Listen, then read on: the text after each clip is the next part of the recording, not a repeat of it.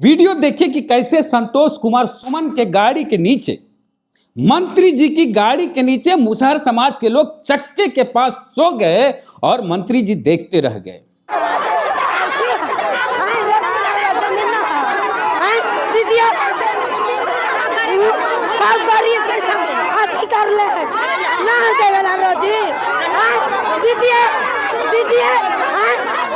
जमीन नहीं है,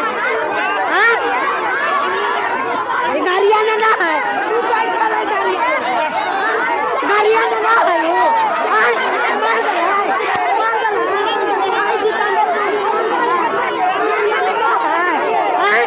बोले जान दे देंगे लेकिन जाने नहीं देंगे मंत्री जी को। भाई यही तो लोकतंत्र है कि वोट देके अगर जिताए हैं तो सवाल भी करेंगे, हम पर अत्याचार होगा तो विरोध भी करेंगे। और यही विरोध का तरीका था कि मुसहर समाज के लोग संतोष कुमार सुमन की गाड़ी के नीचे आ गए और बोले हमारे घरों पर बुलडोजर चलेगा तो हम आपको सुकून से जीने नहीं देंगे। मांझी समाज के नेता है ये, कब काम देंगे? सिर्फ वोट लेने के लिए हमारा समाज भटक रहा है, घर टूट रहा है, कहाँ जाएंगे हम लोग? इनको अधिकार देना चाहिए। बड़े बड़े गाड़ियों में घूम रहे हैं, सीएम में घूम रहे हैं, कहीं किसके बदौलत घूम रहे हैं? मांझी समाज के नेता बनकर हमारा वोट लेकर। कहते हैं ना कि जात के नाम पर सब लोग वोट देते हैं और वोट देने के बाद जब अफसोस होता है तो फिर क्या होता है। आज वही हुआ पटना में।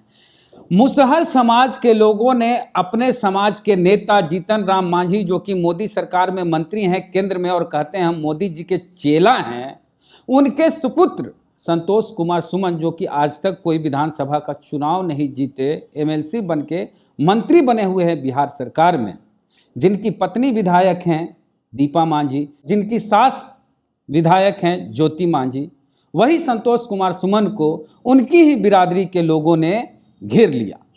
और ऐसा वैसा घेर लिया कि मंत्री जी को अपनी गाड़ी को यू टर्न लेना पड़ा और किसी और मार्ग से एक कार्यक्रम में जाना पड़ा।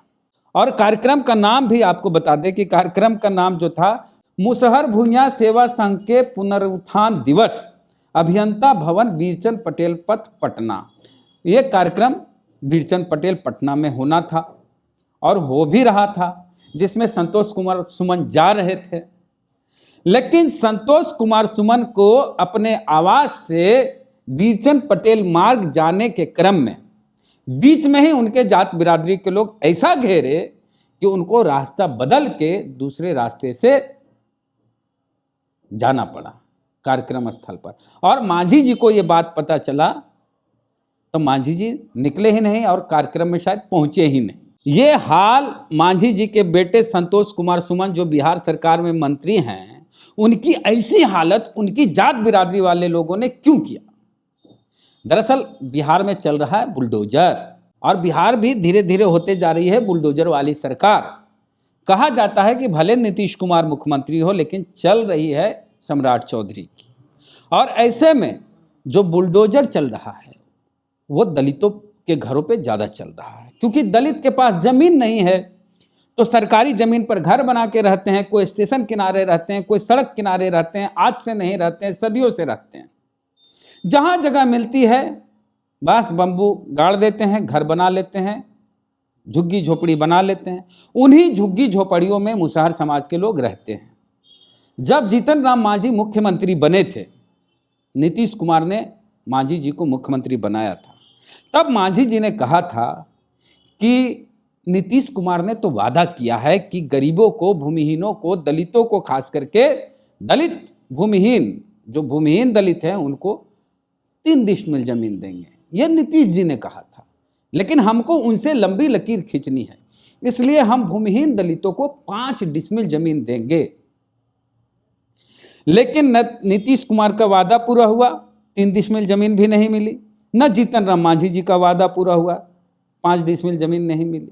और मांझी जी के मुख्यमंत्री से हटे हुए 10 साल हो गए। 2015 में जीतन राम मांझी मुख्यमंत्री पद से हट गए थे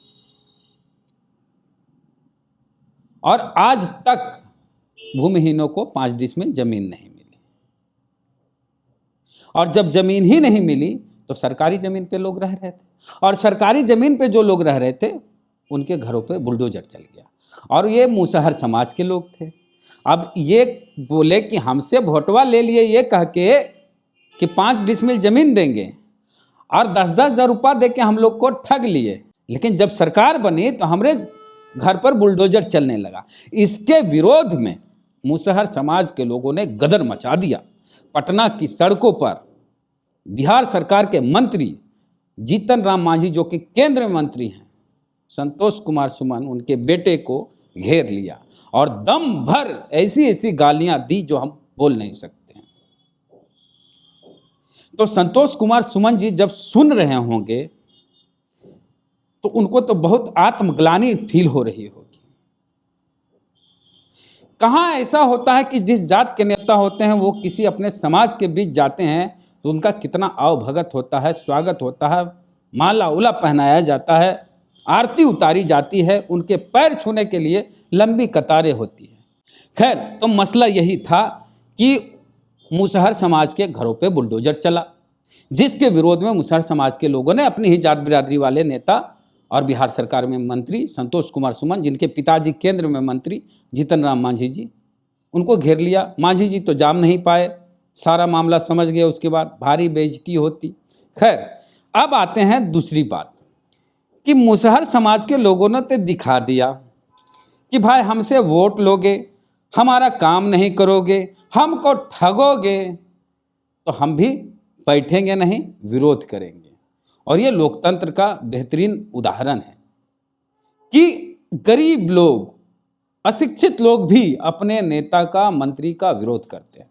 लेकिन पासवान समाज की बात करें तो आपने सुनी होगी बात कि सबसे ज़्यादा बुलडोजर पासवान समाज के घरों पे चला, और शुरुआत भी पासवान समाज के घरों पर हुई।